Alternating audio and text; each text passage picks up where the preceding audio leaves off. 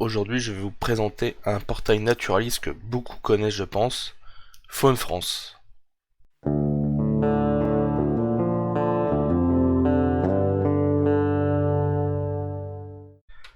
Ce site permet de rentrer vos données naturalistes que vous observez sur le terrain, uniquement chez les animaux.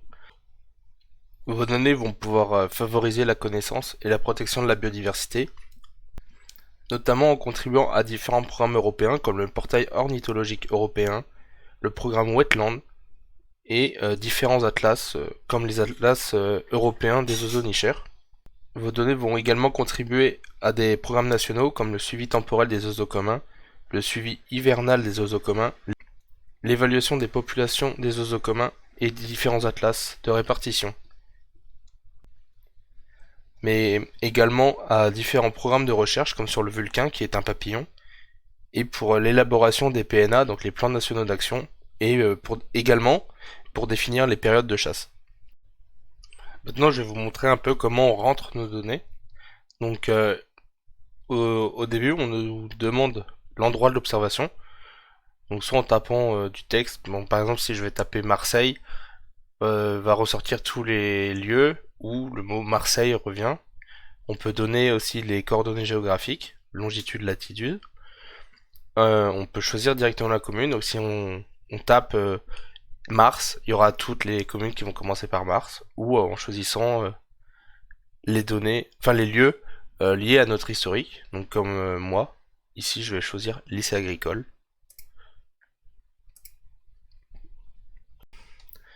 Et donc on choisit la date. Donc moi c'était hier. Donc ça met automatiquement la date d'hier. Là ici on peut voir nos propres observations, les dernières. Et donc ici on choisit le groupe biologique, donc soit des oiseaux, mammifères, mammifères marins, reptiles, amphibiens, etc. Donc on peut le voir, il y a quand même beaucoup de possibilités. Ça va jusqu'à les poissons et même les brachiopodes. Donc moi c'était un oiseau, donc ici on tape le nom. Donc par exemple pour moi c'était une alouette des champs. Ici on choisit le nombre d'individus observés, donc si c'est une valeur exacte, une estimation, ou si on les a pas comptés. On rentre le nombre, si c'est une valeur exacte ou une estimation.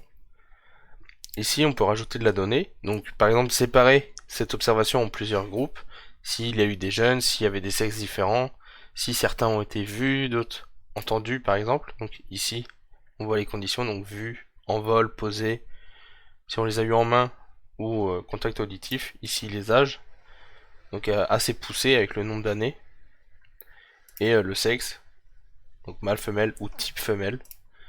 Ici on peut rajouter de la donnée, donc si l'animal est mort ou blessé, quelques données sur le comportement, une photo ou un son MP3 de l'observation, et un commentaire.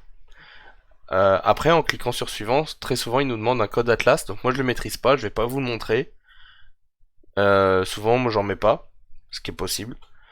Et donc après le code Atlas, donc quand vous le choisissez, soit vous le choisissez et vous faites suivant, soit vous faites ignorer, et après votre donnée sera rentrée.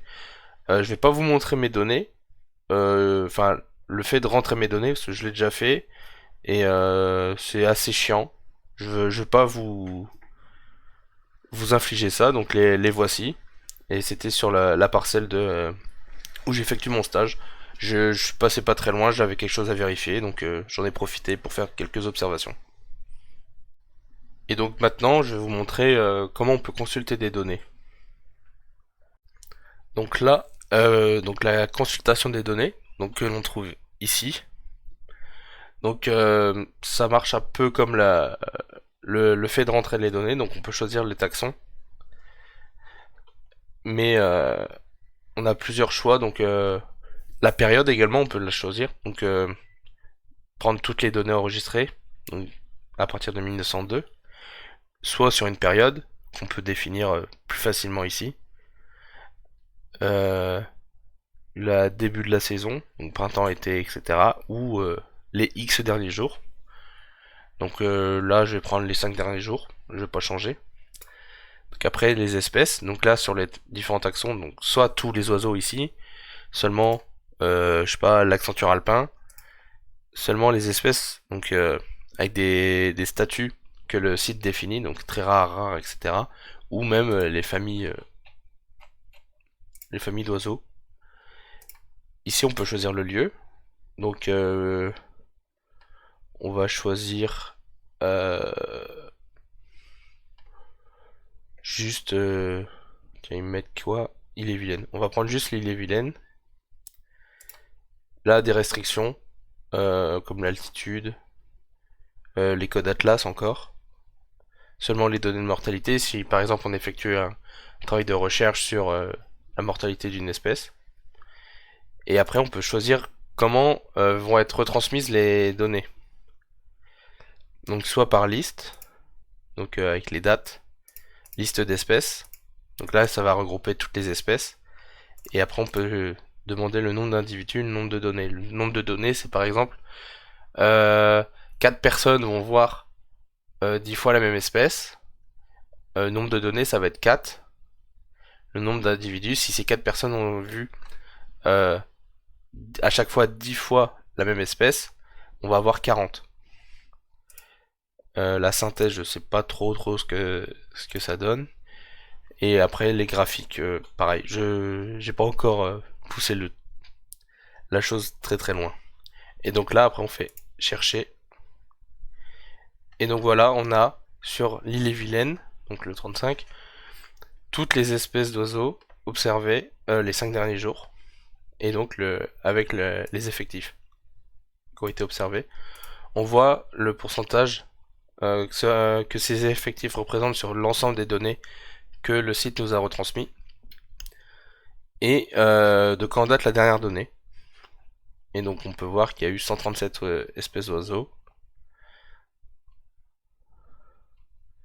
Donc un peu de tout, il y a quelques rapaces, des goélands, cormorans, des hirondelles. Et voilà. Donc là la présentation du site est finie. Je vous invite à rentrer vos données euh, d'observation, car comme je vous l'ai dit, ça contribue à de nombreux programmes européens, nationaux, à la recherche également. Et voilà, et donc je vous dis à la prochaine pour une prochaine vidéo.